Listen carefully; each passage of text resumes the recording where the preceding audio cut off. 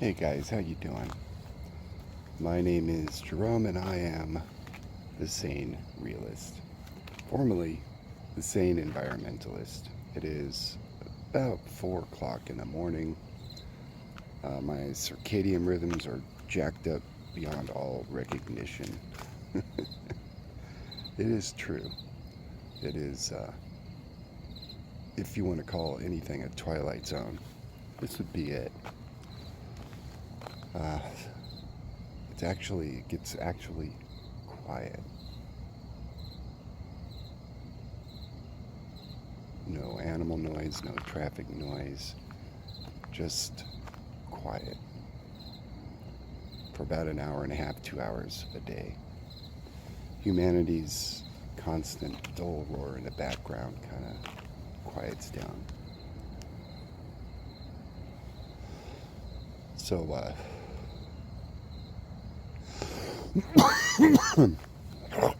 all these greenies really kind of, I feel like sorry for people who feel like humanity is killing the world, like we're the problem.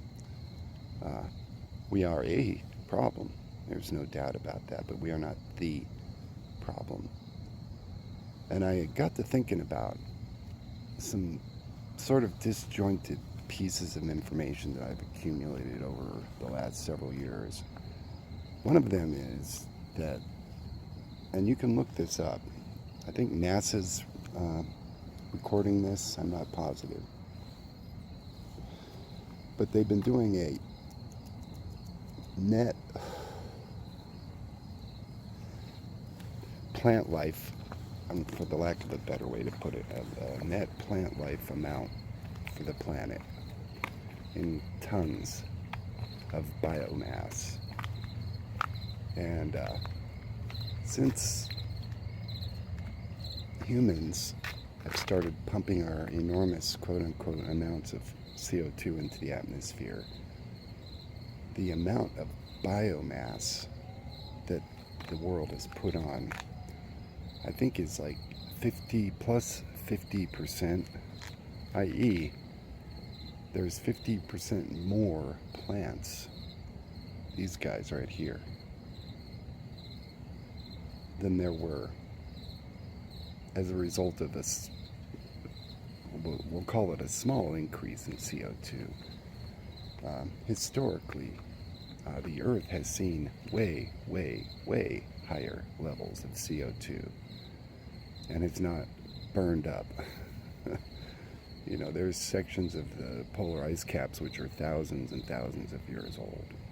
You know, so that's another thing, is there's no real evidence of catastrophic warming. Sea levels are pretty much the same as they were. Temperatures are really pretty much the same as they were. Ice packs are increasing. And I think what it is this planet has this store of carbon. And I think carbon is, in its own way, the life molecule. It works together with hydrogen and oxygen to create the ability for us to have life. You know, the carbon cycle, without it, life would cease to exist very, very quickly. If we didn't have plants sucking up the CO2, if we were to actually get the CO2 levels back to what we feel is good, the plants would start to suffer, you know? We're pulling stuff out of the ground that has been sequestered and hidden away from times when creatures were much larger. There's another thing. Creatures were so much larger back in the prehistoric, let's call it, days. The dinosaurs, they were giant things. The plants were giant. Everything was much larger. The amount of biomass far outperforms historically the amount of carbon dioxide. Carbon dioxide is just one part of the equation. And it's sad to see that people are just so worked up over it. It's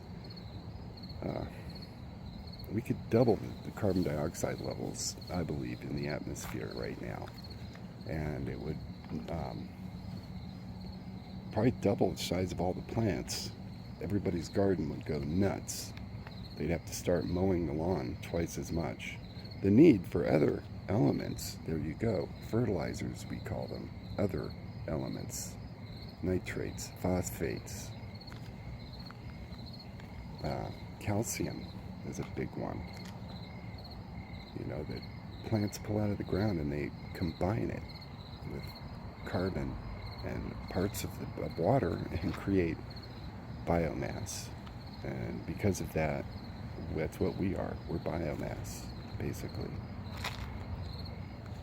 So, I don't know if this made any sense. Like I said, it's 4 o'clock in the morning. All these ponderings kind of came together at the same time. So, yeah, if you're worried about carbon dioxide, then look at it again.